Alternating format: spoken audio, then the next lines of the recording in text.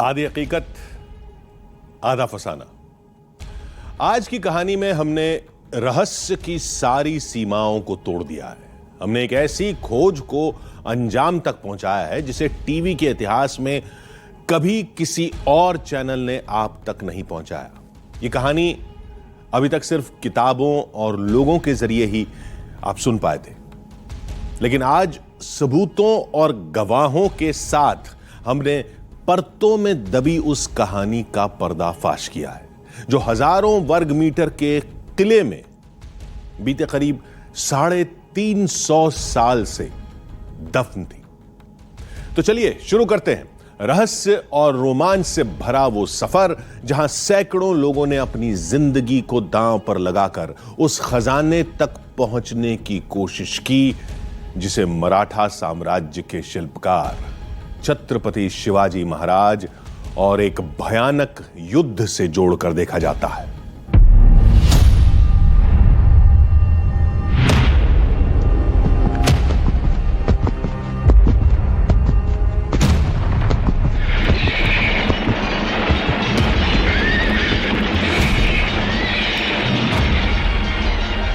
सोचिए, इस इलाके में एक भीषण युद्ध छिड़ा जहां से लोगों के चीखने की आवाजें आ रही हैं।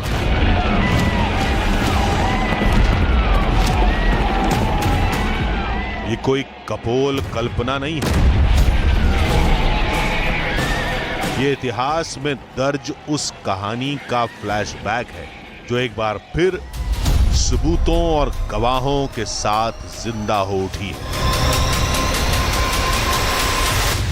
पुराने जो हमारे बुजुर्ग है वो कहते आए कि यह धन शिवाजी महाराज ने रखी है या छुपाए। यही धन है, धन यही किले में, हाँ यही किले पे है। धन यहाँ पे गड़ा हुआ है, आज भी लोग खोज रहे हैं, वो किसी को मिला ही नहीं है, कहाँ रखा है वो। उसी अकूत खजाने की कहानी का एक सिरा हमारे हाथ लग चुका है।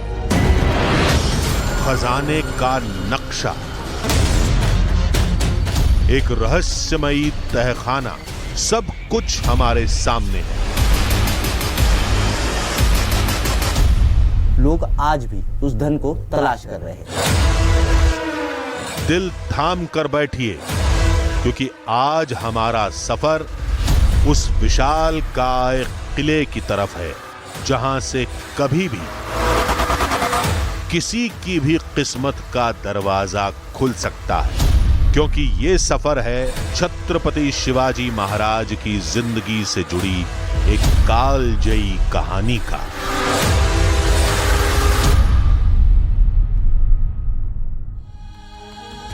अब आप सोच रहे होंगे कि हम आखिर किस कहानी की बात कर रहे हैं, क्योंकि छत्रपति शिवाजी महाराज के जीवन, उनके शौर्य, साहस और कूटनीति से जुड़ी ढेरों कहानियां सुनाई जाती हैं। लेकिन हम आज शिवाजी महाराज की वो शौर्य गाथा आपको सुनाने जा रहे हैं जिसका जिक्र मशहूर मराठी लेखक मुरलीधर खैरनार ने अपनी शोध नाम की किताब में किया है।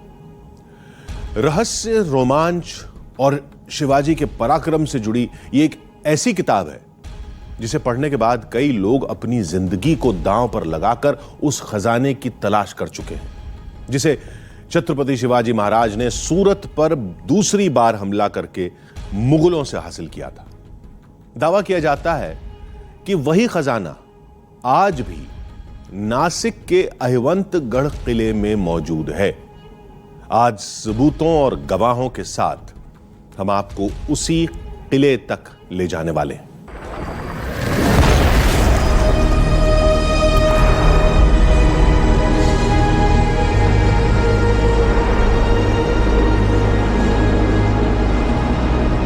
चाह का राह से पुराना नाता है।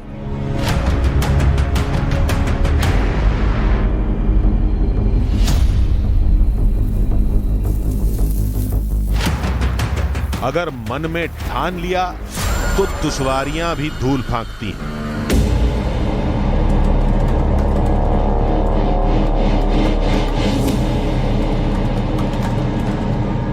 आधी हकीकत आधा फसाना की टीम हर बार की तरह इस बार भी उस सफर पर निकल पड़ी है जो रहस्य और रोमांच के साथ एक ऐसी ऐतिहासिक घटना का साक्षी है जिसके अतीत में खून से सनी एक भयानक युद्ध की इबारत लिखी है।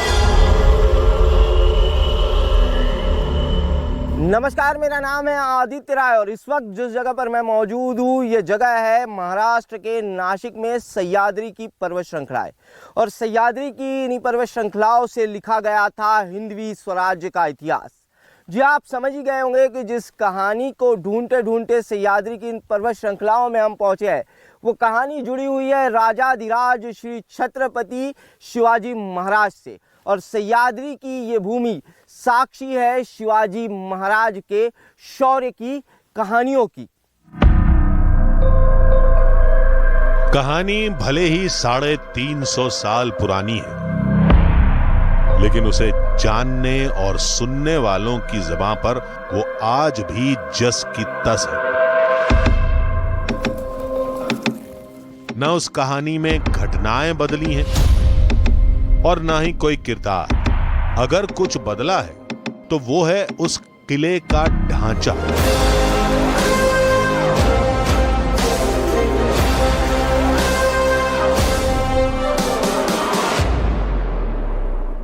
ये यादव राजाओं ने इस किले का निर्माण कराया, उसके बाद किन किन राजाओं ने राज किया यहाँ? उसके बाद में जो अलाउद्दीन खिलजी आया था उसने राज किया। अच्छा, उसके बाद में मुगल आए और मुगल आने के बाद यहाँ पे सब हिंदू का जो शासक था उसको तोड़ मरोड़ डाला उसने। अच्छा, मुगलों ने फिर मुगलों ने हाँ। उसके बाद में 1688 तक छत्रपति की कारकिर्द में हमारे पूर्वज जो गंगाजीराव मौर्य देशमुख, अच्छा, जिन्होंने जो 13वीं पीढ़ी के पहले वाले थे आपके, हाँ, उन्होंने ये सब ताबे में लेके छत्रपति को अर्पण किया था। इस ऐतिहासिक सफर में हमारे साथ आगे क्या होने वाला था ये हम नहीं जानते थे। बस पढ़ी लिखी और सुनी सुनाई कहानियों के सहारे हम खंडहर हो चुके किले की तरफ बढ़ते जा रहे थे। तभी अचानक किले की दीवार पर उकेरी गई एक प्रतिमा ने हमारे कदमों को रोक दिया। मराठा शासकों द्वारा इस प्रतीक चिन्ह के माध्यम से अपने दुश्मनों को यह चेतावनी दी गई थी कि भले ही तुम हाथी की तरह शक्तिशाली क्यों न हो, लेकिन हम शोभिशिल्प है और तुमने हमारे साम्राज्य की तरफ अपनी आंख उठाकर देखा तो हम हमारे एक पैर के तले तुम्हारा सारा साम्राज्य कुचल देंगे। खजाने की तलाश में अब हम किले की चौखट से अंदर की तरफ दाखिल हो चुके थे।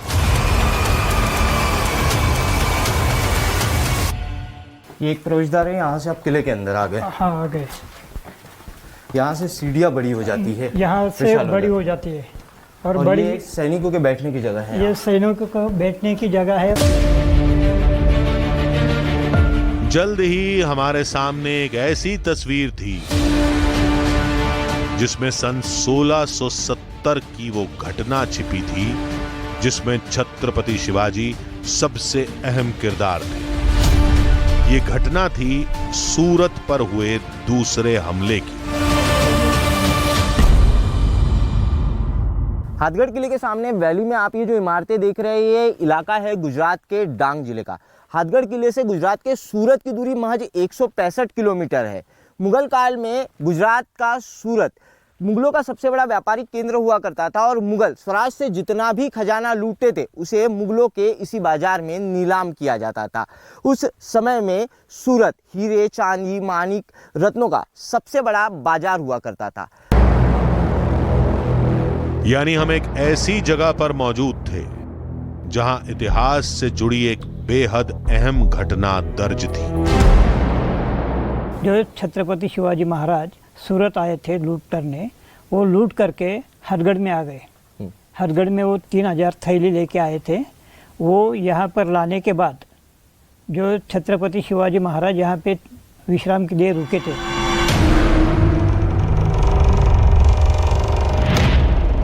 गुप्तचरों ने उन्हें सूचना दी कि सूरत से लूट कर लाए हुए खजाने को वापस लूटने के लिए दो मुगल सरदार इखलास खान और दाऊद खान इस रास्ते से उनकी तरफ आगे बढ़ रहे हैं। उस वक्त छत्रपति शिवाजी महाराज के पास मात्र 22,000 सैनिक थे।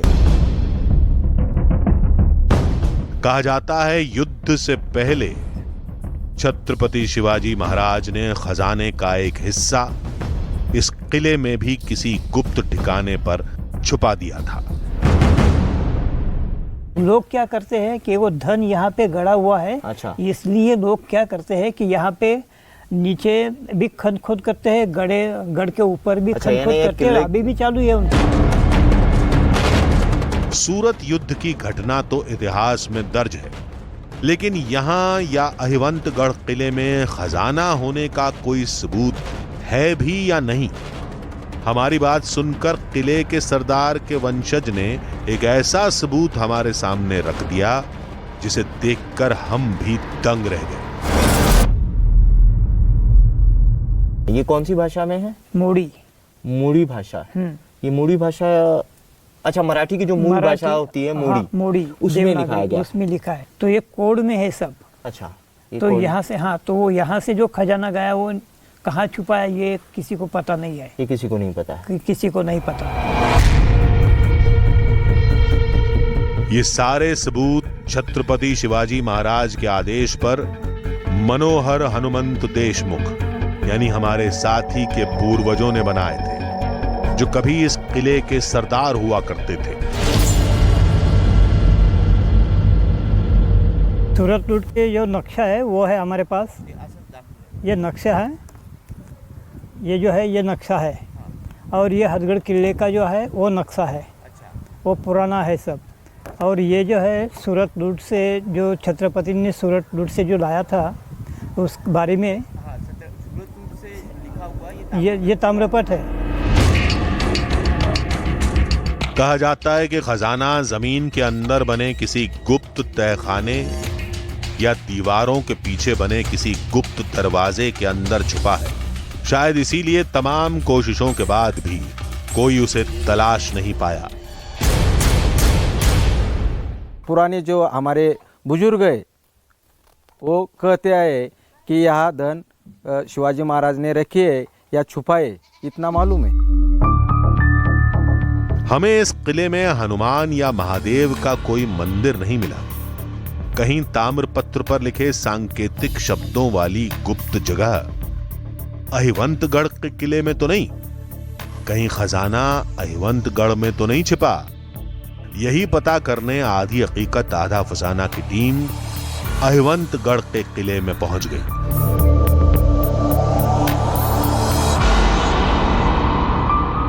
ये अहिवंतगढ़ का किला है और इस अहिवंतगढ़ के किले पे है रुद्रशिव का मंदिर। इस पूरी सह्याद्री पर्वत श्रृंखला में सिर्फ इसी किले पर रुद्रशिव का मंदिर है और छत्रपति शिवाजी महाराज के ताम्रपत्र में भी ऐसे किले का उल्लेख किया गया है जिसमें रुद्रशिव का मंदिर है। कहते हैं इस किले में ऐसी सैकड़ों गुफाएं हैं जहां पर अगर कोई चीज़ छिपाई जाए तो उसे ढूंढना बिल्कुल नामुमकिन होगा। और इसी वजह से ये कहा जाता है कि सूरत से जो खजाना लाया गया था उसकी एक बहुत बड़ी खेप इस किले में लाकर छुपाई गई। किले में दाखिल होने से पहले इसकी भौगोलिक स्थिति को समझना जरूरी था। किले में ये सबसे बड़ा किला है। इस किले पे रुद्र शिव का एक मंदिर है। अच्छा, इसी किले पे इसी किले पे रुद्र शिव का एक मंदिर है और ये किले पे बहुत बड़ी बड़ी गहरी गुफाएं, कुछ तो गुफाएं ऐसी है यहाँ बहुत लोग रह सकते, कुछ भी रख सकते, धन भी रख सकते। लेकिन इस किले में अभी तक कोई ज्यादा गुफाएं लोगों को मिली भी नहीं। मंजिल हमारे सामने थी, लेकिन हम ये हरगिज नहीं जानते थे कि अब हमें किन चुनौतियों का सामना करना था।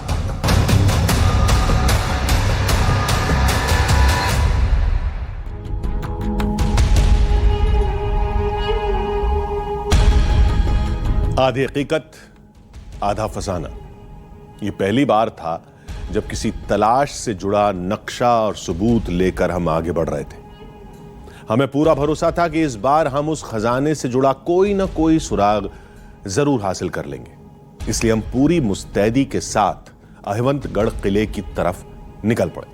लेकिन खजाने की यह तलाश हमें किस मोड़ पर ले आएगी, यह भी हम नहीं जानते थे। हमें बताया गया था कि यह बेहद बड़ा किला है, खजाने की तलाश में कई दिन लग सकते हैं, क्योंकि हमें तो सिर्फ इतना पता था कि खजाना किले के ही किसी कोने में दफन है, लेकिन उसे हासिल करने में कितने दिन बीतने वाले हैं, यह समझ से परे था। इतना ही नहीं, किले में दाखिल होने वाला रास्ता भी हमारे लिए अग्नि परीक्षा जैसा था।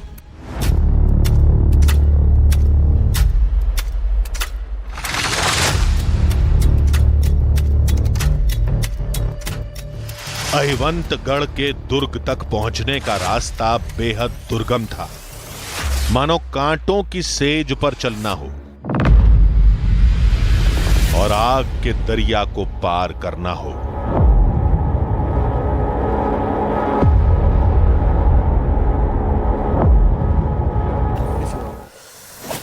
कटीली झाड़ियों में यहाँ देखिए, यहाँ काफ़ी कटीली झाड़ियाँ हैं। चलते चलते मैंने सहारे के लिए ऊपर चढ़ रहा था और मैंने एक झाड़ी को पकड़ने की कोशिश की और उसका कांटा मेरी उंगली के अंदर तक चले गया। खून लहू लहू हो गई उंगली। कटीली झाड़ियां, पथरीला रास्ता, ये सब कुछ जले पर नमक छिड़कने जैसा था। हालात तब और दुश्वारियों भरे हो गए जब शुरुआती कुछ मिनटों में ही हमारे शरीर में पानी की कमी होने लगी।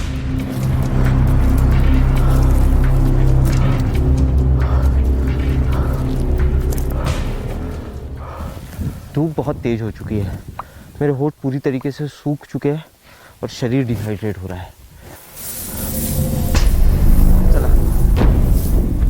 ये दुर्गम रास्ता इस बात की भी गवाही दे रहा था कि आखिर खजाना छिपाने के लिए छत्रपति शिवाजी ने इस जगह को क्यों चुना होगा।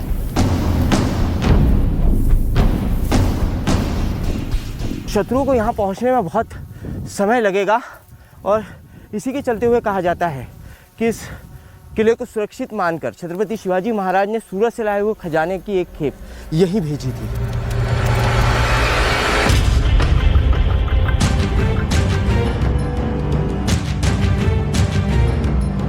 दावा तो यह भी किया जाता है कि अपने मकसद को कामयाब बनाने के लिए शिवाजी ने एक खास महीने को चुना था और वो महीना था अक्टूबर का।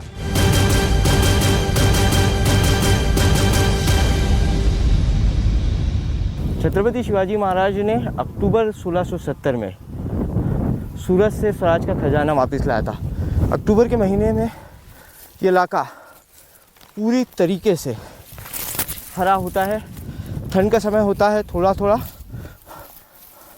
और उस वक्त बारिश भी होती है, जिसके चलते हुए ये पूरा इलाका काफ़ी हरा होता है और उस समय यहाँ चढ़ना और भी मुश्किल हो जाता है।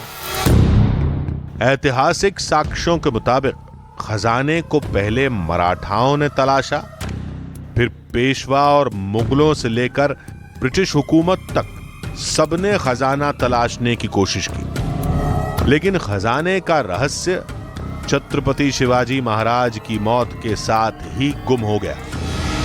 यानी खजाना कहीं तो है, ये बात तय है, लेकिन कहां, आज हमें वही तलाशना है। अहिवंतगढ़ किले के ऊपर हम आ गए हैं। हमारे साथ आए लोकल गाइड ने हमें बताया कि कुछ दिनों पहले इस जगह पर बाहर से आए हुए कुछ लोग खुदाई करते हुए दिखे थे।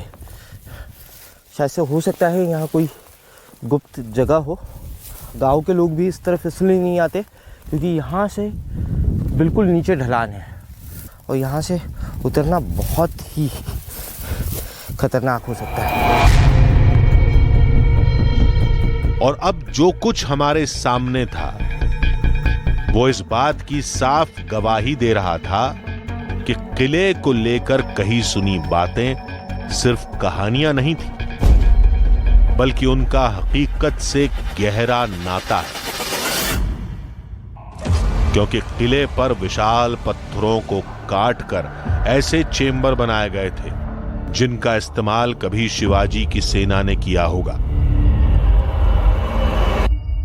हेवंतगढ़ के किले में इस तरीके से यहाँ पर सिपाहियों के छुपने के लिए ये खंदक बनाए गए हैं। ये प्राकृतिक नहीं है, चट्टानों को खोद कर यहाँ पर स्ट्रक्चर बनाए गए। और यहाँ पर ये देखिए पानी के स्रोत है, छोटे छोटे पानी के स्रोत बनाए गए हैं ताकि यहाँ जब सिपाही रहे तो उनको पीने के लिए पानी मिल सके।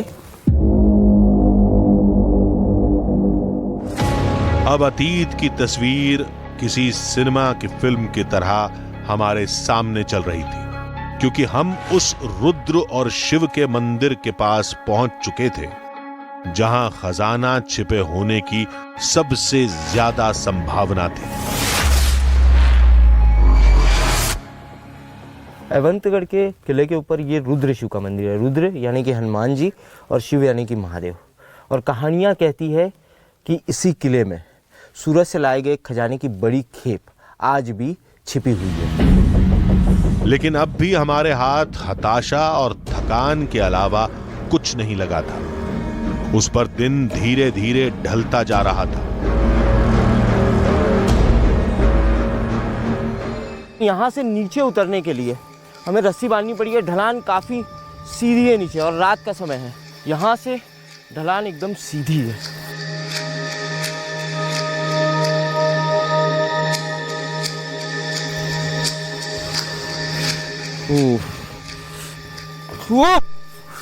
Oh shit.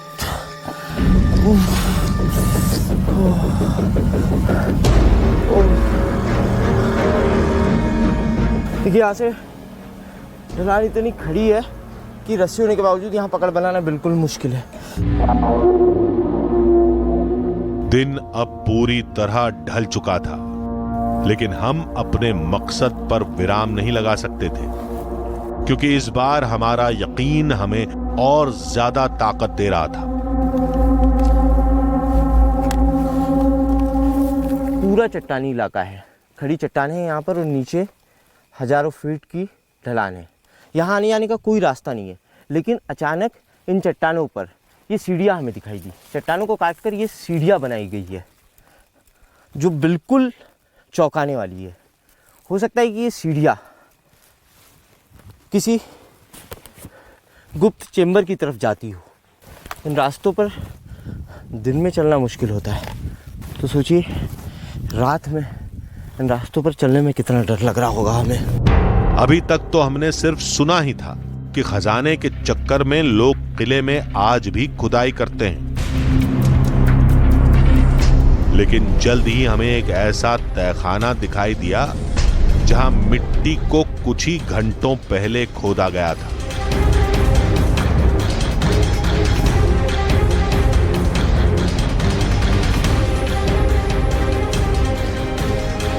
ये अभी खुदा हुआ है। ये अभी खुदा हुआ है। हाँ, ये देखो ताजा ताजा माटी, मिट्टी जो है कि मिट्टी अभी निकाली है। इसी तरीके से खोद के रखते हैं पूरे हाँ, किले में। पूरे किले में खोदा हुआ है इसी तरह। अच्छा, यानी जहाँ जहाँ चेम्बर्स होते हैं, जहाँ चेम्बर्स जगह रहती है वहाँ पूरा खुदा हुआ है। खुदा हुआ है। तो खजाने की तलाश में आज भी खुदाई जो है 350 साल पहले सूरत से खजाना लाया था छत्रपति शिवाजी महाराज ने। 350 साल बाद भी लोग उस खजाने को तलाश रहे इस किले में। पहला चेम्बर, ये दूसरा चेम्बर और आगे तीसरा चेम्बर। यहाँ 3 चेम्बर मौजूद है। ये पहले चेम्बर में खुदाई की गई थी, हाल ही में वो खुदाई हुई है, ऐसा बिल्कुल साफ नज़र आ रहा है। उसके बाद ये दूसरा चेम्बर है, तीसरा चेम्बर है। इन चेम्बर्स में खुदाई नहीं हुई। रात के इस तलाशी अभियान में ठीक 1 घंटे बाद हमें कुछ ऐसा दिखाई दिया जिसने हमारे कदमों को रोक दिया। 3 चेम्बर्स जहाँ थे वहाँ से थोड़ा आगे हम बढ़े तो हमें चट्टानी इलाका मिला और चट्टानी इलाके में इस तरीके से चट्टान को काट के अंदर जाने का एक गुफानुमा रास्ता बनाया गया है। काफ़ी अंदर तक ही जा रहा है।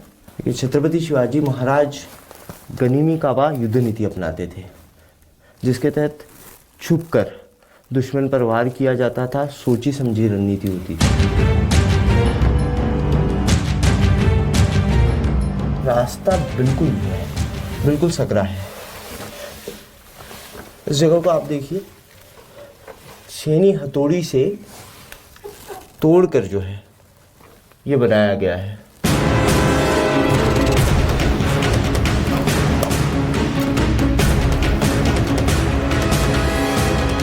30 से 35 फीट अंदर आने के बाद यहाँ ये चेंबर बंद हो जाता है।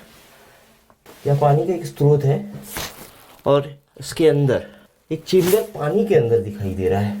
ये चेंबर अंदर की तरफ जा रहा है। शायद से हो सकता है यहाँ अंदर जाने का कोई रास्ता हो, लेकिन पानी भरा हुआ है पूरा, अंदर नहीं जाया जा सकता। पुराने समय में ऐसी ही जगहों का इस्तेमाल खजाना छिपाने के लिए किया जाता था, लेकिन ऑक्सीजन की कमी हमारे तलाशी अभियान को मुश्किल बना रही थी। ऑक्सीजन बिल्कुल कम है यहाँ। यहाँ ऑक्सीजन है ही नहीं। सर भारी भारी लगने लगा है। पता नहीं पानी यहाँ कैसे आया, लेकिन इसके अंदर जाने का एक चेंबर दिखाई दे रहा है। यहाँ कोई आदमी नहीं रख सकता क्योंकि ऑक्सीजन की बिल्कुल कमी है। देखिए आप पसीना मेरे चेहरे पे साफ देख पा रहे होंगे, खिंचाव मेरे चेहरे पे साफ देख पा रहे होंगे क्योंकि ऑक्सीजन यहाँ नहीं मिल पा रही है। बाहर निकलते देखिए बहुत सफोकेशन हो रहा है। थोड़ी देर के लिए यहाँ से बाहर निकला जाए।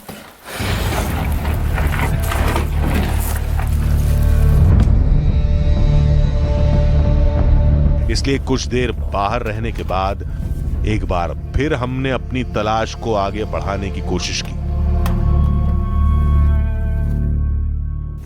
एक बार फिर अंदर जाकर देखते हैं कहीं कोई खजाने का सुराग तो यहाँ मौजूद नहीं है।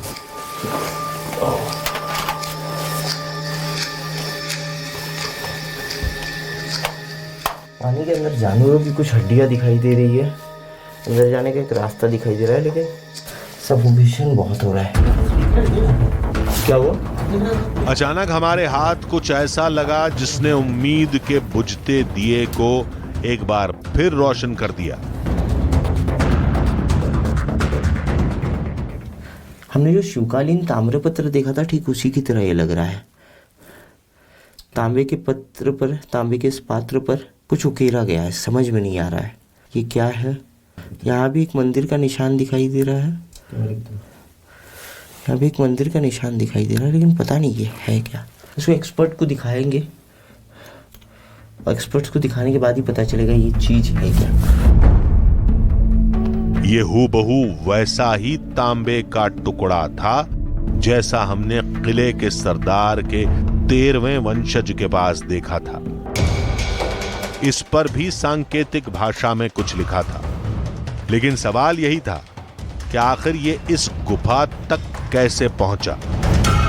इस सवाल का जवाब हासिल करने के लिए हमने एक बार फिर मनोहर हनुमंत देशमुख का रुख किया। ये मेरा ही ताम्रपट है। जब मेरे घर में 2010 में चोरी हुई थी, तब मैंने ये ताम्रपट मेरे पास, मेरा ही है। ये तो चोरी जब हुई थी तो वो लेके गया होगा कि कोई खजाना बिजाना ढूंढना होगा। चोरी की घटना कैसे हुई थी? ये तो अभी चोरी की घटना ऐसी है कि सबको मालूम है ये वंशज है। अच्छा। और इसके पास ये ताम्रपट वगैरह है, तो उससे कुछ पता चले। तो इस मामले में तो ये चोरी हुई थी, तो मैंने एफआईआर भी कलवंत पुलिस स्टेशन में नोंदाया था इसका। कैसे पहुंचा फिर? अभी ये किसने कैसा लेके गया होगा, वो चोर लेके जा सकता है ना। लेकिन ये तो मोड़ी लिपि में है। जिस लिपि में लिखा होगा उस लिपि को जानते हैं लोग? जानते हैं ना, मोड़ी को जानते हैं, इधर के लोग जानते हैं, क्योंकि जो पुराने लोग हैं वो जानते हैं। अभी जो जिनको देवनागरी आती है, मराठी भाषा आती है, तो उसी मोड़ी उसी का ये है ना। बहुत चौंकने वाली बात है।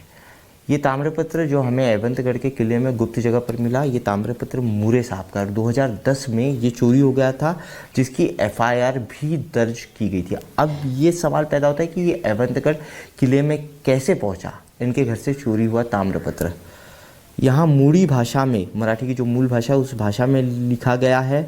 खजाने से जुड़ी हुई जानकारी है और छत्रपति शिवाजी महाराज द्वारा तैयार कराया गया ये ताम्रपत्र है।